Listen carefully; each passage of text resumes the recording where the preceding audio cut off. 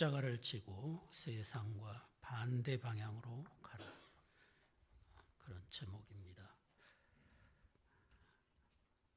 이 자리에서 혹은 영상으로 이 설교를 듣는 모든 분들에게 주님이 말씀하여 주시고 큰 은혜 주시기를 주의 이름으로 축원합니다.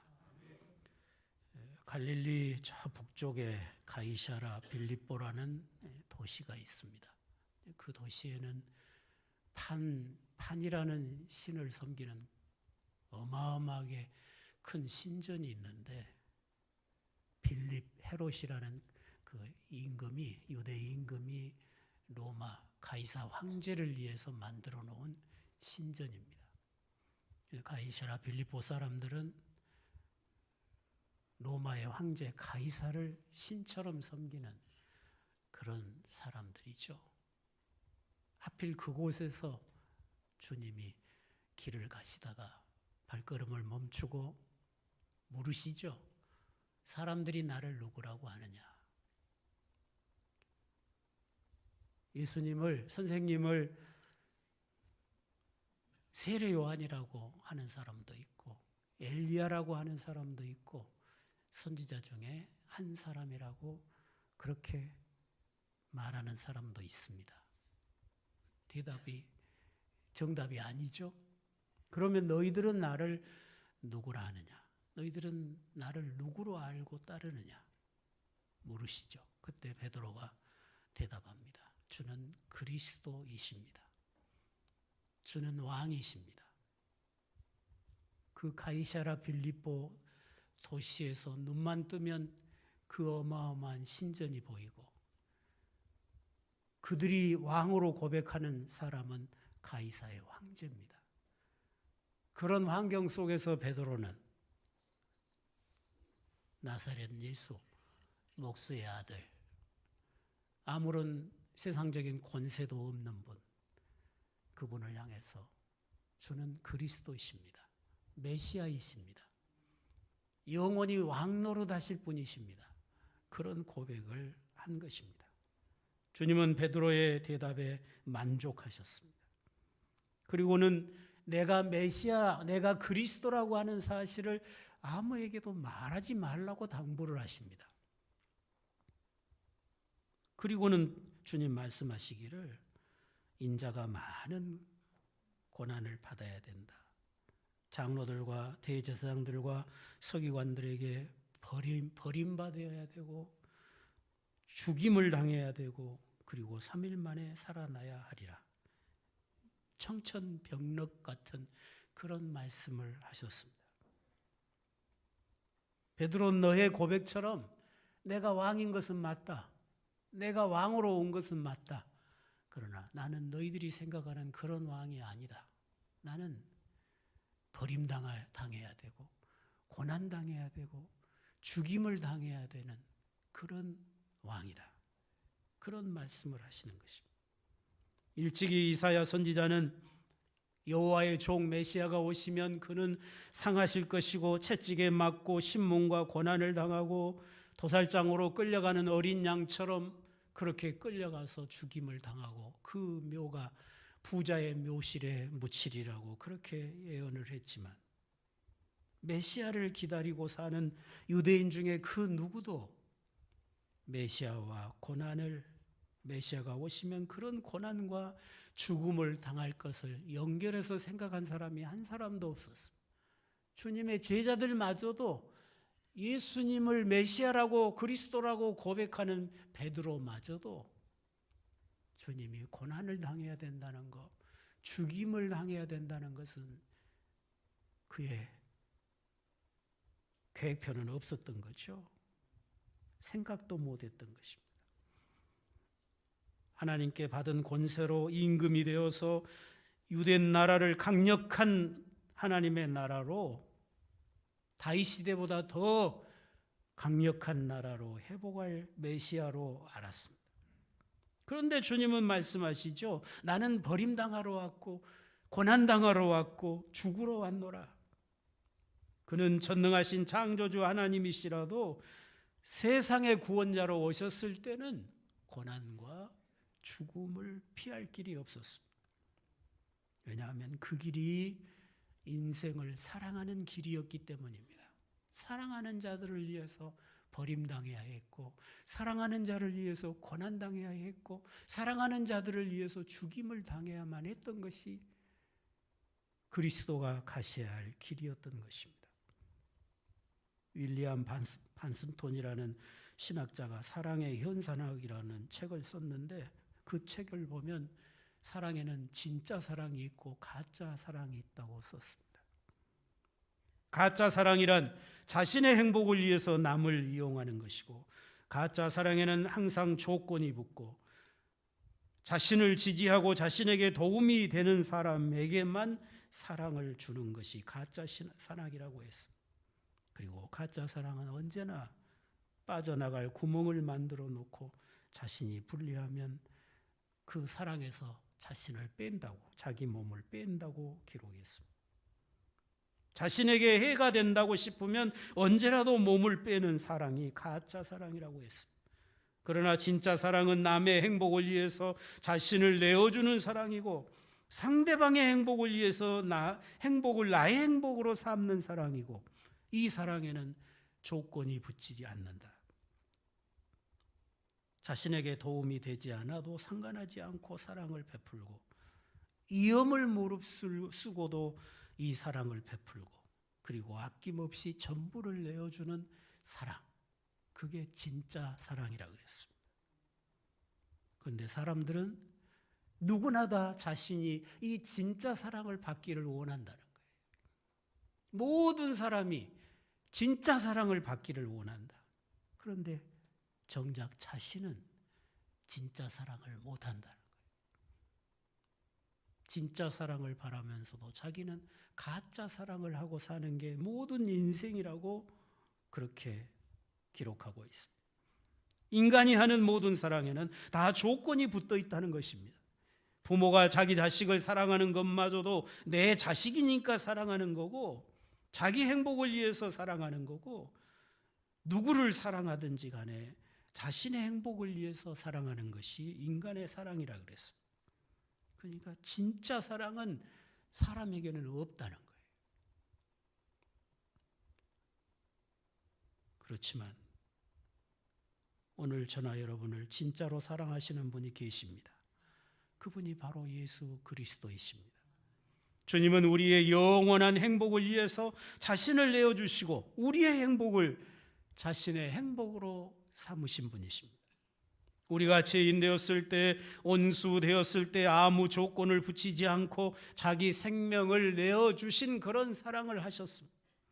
죽음을 무릅쓰고 베풀어 주신 사랑이고, 아낌없이 자신의 전부를 내어주시는 사랑을 하셨습니다. 우리가 연약해도, 우리가 넘어져도 절대로 우리에게서 주님은 몸을 빼지 아니하실 분이십니다. 인간에게는 부족한 사랑이 우리 예수님에게는 넘치도록 있는 것이죠. 우리는 오직 예수님에게서만 이런 온전한 사랑을 만날 수 있습니다. 우리 주님은 우리를 온전한 사랑으로, 아무 부족함이 없는 사랑으로 사랑하기 위해서 버림을 당해야 했고, 고난을 당해야 했고, 죽임을 당해야 했고, 그런 비천한 길을 가셨던 것입니다. 사랑하신 성도 여러분, 여러분에게 사랑이 필요하시거든 여러분을 온전히 사랑하실 주님을 바라보실 수 있기를 바랍니다. 어느 젊은 여성도가 자신의 친구에게 이런 메시지를 보냈습니다. 내가 지금껏 인생을 살아오면서 사람들의 시선에 연연할 때는 나는 늘 불행했고 문제투성이었단다. 남들이 나를 인정을 안 해주고 나를 좋아해 주지 아니하면 나는 견디지를 못했단다. 그런데 예수님의 사랑을 깨달았을 때 나는 너무도 행복해졌단다. 더 이상 남들의 시선이나 남들의 말과 행동에 내 마음이 요동하지 않게 되었고, 주님의 크신 사랑 덕분에 나는 친구가 됐든 가족이든 이웃이든 있는 그대로 사랑할 수 있게 되었고 그들에게 무언가를 바라지 않게 되었단다. 그들에게 부족한 것은 나를 사랑하신 예수님에게 다 있기 때문이란다.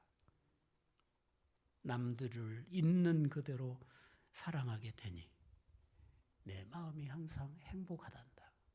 그런 메시지를 보냈다고 책에서 읽었습니다. 예수님의 사랑에 흠뻑 젖으면 우리도 사람의 사랑에 연연하지 않게 될 줄로 믿습니다.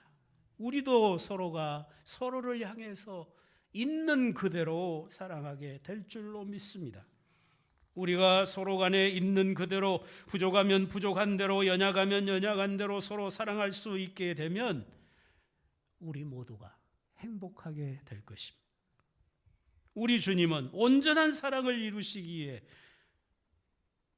버림을 당하시고 고난을 당하시고 죽임을 당하셔야만 했습니다. 예수님께서 기꺼이 목숨을 내놓으셔야만 우리가 살 수 있었습니다. 주님은 전능자이시라도 자신의 능력과 권세를 자기를 위해서 결코 사용하지 아니하시고 죽기까지 낮아지심으로 승리자가 되셨고 영원한 영광의 보좌에 오르신 것입니다. 버림당하심으로, 고난당하심으로, 죽임당하심으로 그 영원한 영광을 얻으실 수 있었던 것입니다. 주님은 죽어야만 세상을 구원하시고 영원한 하나님 나라의 왕이 되실 수 있으셨습니다. 바로 그 하나님 나라의 왕이신 분이 오늘 우리에게도 말씀하십니다. 누구든지 나를 따라오려거든 자기를 부인하고 자기 십자가를 지고 나를 따를 것이니라. 누구든지 자기 목숨을 구원코자 하면 잃을 것이요 누구든지 나와 복음을 위하여 자기 목숨을 잃으면 구원하리라. 사람이 만일 온 천하를 얻고도 자기 목숨을 잃으면 무엇이 유익하리요? 주님이 죽으심으로 다시 사셨고 왕의 보좌에 오르신 것처럼 우리도 죽어야 주님께서 왕노릇 하시는 하나님의 나라에서 주님과 함께 영원히 살게 될 것입니다. 세상 사람들은 그 누구도 자기를 부인하지 않습니다. 오직 자신의 자존감을 더 높이려고 갖은 노력을 다합니다. 자기 스스로 자신의 생명을 지키고 돈과 명예와 지위를 지키려고 노력합니다.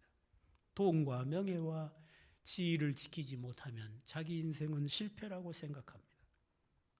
그러나 그런 삶에는 절대로 진짜 사랑을 만나지 못합니다. 온 천하를 다 얻어도 주님의 진짜 사랑을 만나지 못하면 그는 참 생명을 얻지 못한 자요 결단코 마음의 평안과 행복을 누릴 수가 없는 것입니다. 자기를 부인하고 자기 십자가를 지고 주님께 가야 합니다. 주님께로 가는 길은 세상 사람들이 가는 길과는 반대 방향입니다. 죽어야 사는 길입니다. 내가 낮아져야 영광을 얻는 길입니다. 내가 희생해야 주님으로부터 영광을 얻는 길입니다. 누구든지 예수님을 버리고 자기 뜻대로 살려고 할수록 그 사람의 삶은 온 천하를 얻고도 자기 목숨을 잃은 불행한 자가 될 것입니다. 죄의 종노릇 하면서 살던 나를 이제 나를 위해 살던 내가 주님의 십자가에 못 박혀야 되죠. 그리고 부활하신 예수님의 그 생명의 영이 내 안에 충만해져야 합니다. 그래야 비로소 우리가 주님의 형상을 닮은 하나님의 자녀의 모습을 찾을 수가 있습니다. 태초에 하나님이 인생을 지으실 때 우리가 우리의 형상을 따라 우리의 모양대로 사람을 만들자 했던 그 형상을 내가 주님 안에서 죽어질 때, 내가 주님 안에 온전히 살아갈 때 비로소 나의 참 모습을 찾게 되는 것입니다. 우리를 위하여 고난당하시고 죽임당하시고 다시 살아나신 그리스도를 향하여 자기를 부인하고 자기 십자가를 지고 나아가면 자기를 잃어버리는 것이 아니라 진정한 자신을 찾는 자가 될 것입니다. 예수님께서 자신이 고난을 당하고 죽임을 당할 것이라고 말씀하셨을 때 베드로는 분노하며 항변합니다. 그리 마시라고. 결단코 그런 일이 주님께 일어나서는 안 된다고. 주님을 사랑한 게 아니었습니다. 자기를 사랑한 것이었습니다. 3년 반 동안 주님 따른 것이 헛것이 물거품이 될까 봐서 이렇게 항변했던 것입니다. 그는 하나님의 일을 생각하지 않았습니다. 사람의 일을 생각했습니다. 그가 아무리 예수님을 사랑해서 죽지 마시라고, 내가 주님 죽이려고 하는 모든 자들을 가로막겠다고 했다고 할지라도 그건 사람의 생각이지, 사람의 일을 생각하는 것이지, 아들을 십자가에 못 박음으로 세상을 구원하시려는 하나님의 일을 생각하는 것이 아니었습니다. 그래서 주님은 사탄아 내 뒤로 물러가라고 책망하시죠. 베드로의 인생 설계도에는 예수님이 임금이 되시고 자기는 임금 옆에 가장 존귀한 신하가 되는 것이었지, 예수님이 버림당하고 고난당하고 죽임당하고 이런 것은 베드로의 인생에 없는 이야기였습니다. 만약에 베드로가 예수님이 그렇게 고난당하고 십자가에 죽임당할 것이라고 미리 알았더라면 아마 절대로 제자가 안 됐을 것입니다. 주님이 부활하시고 승천하신 후 성령을 받은 이후에야 비로소 베드로는 주님의 고난의 의미를 알았습니다. 주님이 왜 십자가에 죽으셔야 했는지 그제서야 깨달았습니다. 비로소 그가 그리스도의 제자가 된 것을 영광으로 생각할 수 있었습니다. 우리가 예수를 믿는다고 하는 것은 예수님을 왕으로 모시고 사는 삶입니다. 예수님을 왕으로 모신 자들은 자신의 목적을 위해서 결코 예수님을 이용해 먹으려 하지 않는 것입니다. 내 생명도, 내 모든 삶도, 내 모든 소유도 주님의 것임을 날마다 고백하면서 주님과 주님의 복음을 위해서 살아가는 자가 될 것입니다. 자기 십자가를 진다는 것은 자신의 목적도, 자신의 계획도, 자신의 소망도, 자존감도 다 버리고 나를 향한 주님의 목적과 계획과 소망을 향하여 고난과 죽음의 길이라도 순종하고 가는 것입니다. 그게 자기 부인이고 십자가를 지는 것입니다.